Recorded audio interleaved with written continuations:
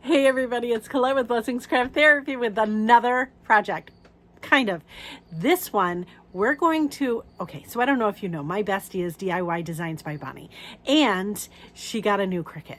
It's been a hot minute since she's had one, so I wanted to give her some tips and tricks. So tonight's video is going to be all about my little tips and tricks for getting, your Cricut set and all of the little things that I do to make my life easier when I'm using projects with that. So, I hope you enjoyed it. Thank you for being here. Okay, so the first thing we're going to do is talk about Cricut mats. These are disgusting, dirty ones that I have. There's no stick left to them. I've used them to the glory of God, and now they are awful. And this one also, I've used it so much, I need to clean them. Let me show you really quick what an actual mat that's sticky. See how it's sticky? Like, it'll stick to my hand and I can pick it up. These other ones, not so much. So I just washed them with soap and water, scrubbed them down. There is zero stick left to them though, right? Now, I did wash some with soap and water, and the stick came back, and that'll happen with some of them. So those were fine. I just put that little film back over them so it keeps the dust away. And then I will show you how we're going to get the stick back on the other ones. Now you can just buy a new pack, yes, but I find I used Tack It Over and Over. I put some in a little cup and I dilute it some with water, and I'm gonna say I probably put half as much water as I do the Tack It, and then I'm using a brush. And yes, it sounds like it's painstaking. It's really not. I just brushed it on. I'm being careful around the edges so that I get a nice clean line, but all I'm doing is putting a nice thin layer on the entirety of my mat. Within that, where it's supposed to be sticky, I put the Tack It Over and Over. Does that make sense? So we're just gonna do that the entirety of the mat. And it's not, could I have used a bigger brush? Yes. This is the one I had on hand. And so I was trying to be thrifty. No, I was being lazy. It's okay. I didn't want to go and find another brush, but it's okay. So you'll see here, I got it all on there. Now, when this goes on, it goes on like cloudy or a little white.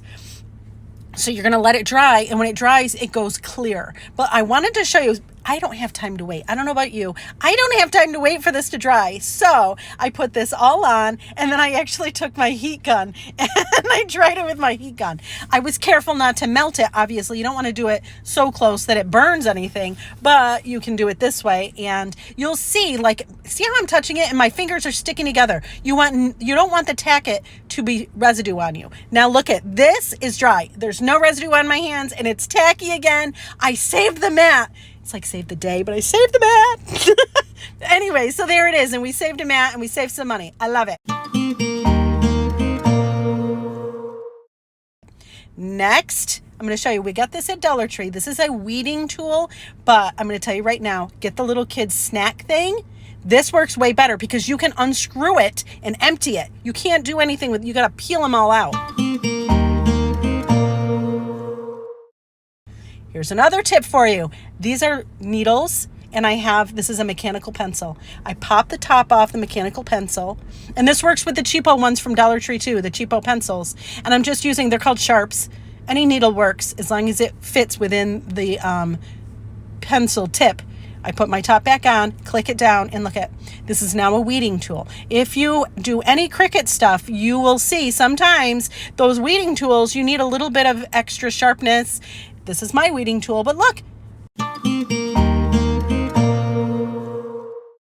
to canva.com. This is how I make my graphics, and I love it. Canva.com, then we're going to do flyer. I do 8.5 by 11. After that, we get into our design. Now, I have a pro account, but you could do this with a free account. You're going to hit text. I have side ones on mine. It doesn't matter which one you pick. I picked the heading one.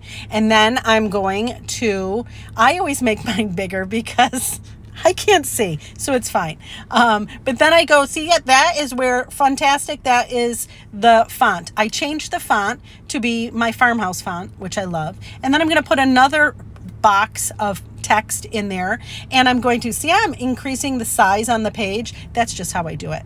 Now I'm just moving that new text under the chosen one, and then I put my scripture on there. Those arrows, by the way, that's how you move it. Now I'm going to take, and once it's all the way I want it, nice and sized, then I'm going to click on one, then I'm going to hold my shift and click on another, and then hit the group, that right there, hit group. Now it's grouped and you can move the whole thing without having to worry about the other one getting smaller, bigger, whatever. You can make it smaller, bigger, all the things. Then you're going to click share. Then you're going to click download. Then you're going to click, now I do PNG and I do transparent background, but if you do not have a pro account, you can't do transparent background, but it's worth it. I'm just saying. Then click download. You're going to download it to your computer. Then you're going to save it, whatever you want to name your file. This is a wicked quick tutorial on how to do this. If you want more, please tell me. All right, so now I'm in Cricut Design Space and I'm going to upload, and then we're going to click this. Then we're going to click browse. We're going to click the file that we just saved. So we're going to click on that. It's going to import it. It's going to show you. You'll see. Ta-da! There it is. Now you're going to click continue. There's our design. Perfect. Then you're going to apply. Then you're going to click single layer because we are cutting this. Perfect. Then you're going to click continue. And there it is. Uploaded. Now, this, if you want to make it bigger or smaller, you can use those points, but you could also click more and then unlock that little lock in the middle, and that is where I change how big, like how wide and how tall we want our image. I wanted mine 4 by 1.5, and there it is. Easy peasy, right? I know. And then we're going to click, and you'll see on the top, it'll show you what machine you're using. Then click make. Then, oops, we want to save our project because we don't want to do all this work and not be able to go back to it. So we saved it. It's fine. It's in there now. So now we're going to just wait for it to load. It's going to load. There it is. Now you have to pick what kind of mat. I'm clicking on the mat. Then click continue. And then there it is. This is what your mat would look like. You can move this anywhere you want if you wanted to. Then I'm going to click continue.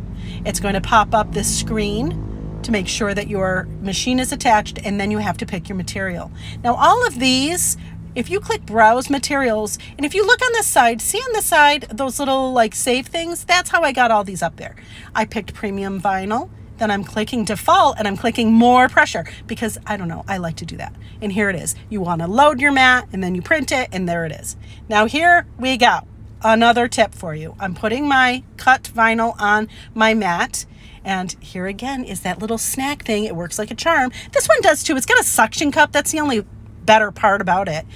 Here's our weeding tool, and I'm using contact paper. It's Duck brand and it works like a charm.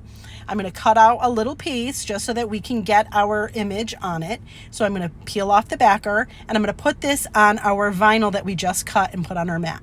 Now here's another tip. If you go to the Dollar Tree, they have these little face rollers. You can use them to roll stuff for your vinyl, or if you're doing like paperwork or whatever that you need to smooth out, you can use a little roller. I like using my little scraper that has felt glued on it. This is it.